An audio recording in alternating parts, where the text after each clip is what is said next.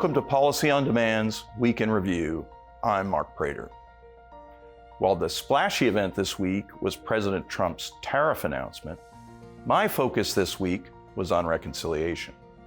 First, the timing of the budget process and anticipated reconciliation instructions, which would result in tax legislation, continues to move forward some more this week.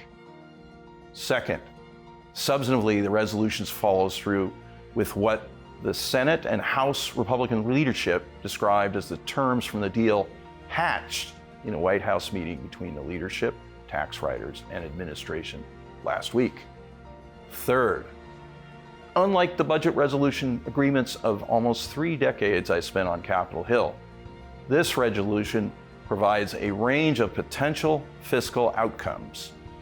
House instructions maintain significant mandatory savings targets, while the Senate resolution provides flexible targets in the same fiscal space. Fourth, the structure of the resolution likely punts resolving significant fiscal differences until the final stage of the process. Generally, policy differences are resolved at that stage, but in the context of common fiscal targets of the budget resolution agreement. Fifth, along those lines, the key detail, as it is with every tax reconciliation bill, is what is the reconciled number, including the applicable revenue baseline and the instructions, which differ on that point. In light of the progress on the budget resolution, I've heard from a number of people this week about when we can expect tax legislation.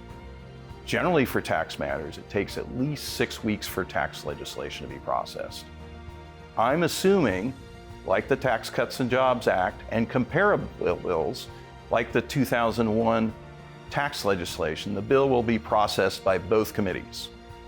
Note, there are 20 hours of debate plus a vote-a-rama for Senate floor consideration. Assuming the budget resolution, as amended, is passed by both houses by the Easter recess, then Congress would have the May, June, and July work periods to finish. Due to the complexity of the multiple committee process and deferral of some fiscal decisions, I look to July to finish, but that timeline could be accelerated by the X date of the debt limit if it arises earlier than currently projected.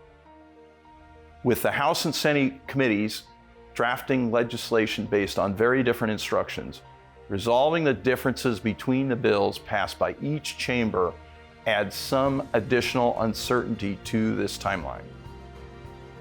Looking ahead, companies should keep in mind that the revenue needed for tax policy demands far outweighs the supply of instruction room. That means opportunities for tax relief proposals and challenges from potential offsets are a very real dynamic. Companies should closely monitor what tax writers say as they manage that dynamic. Look for more on the budget resolution and the latest on tariffs. Take care.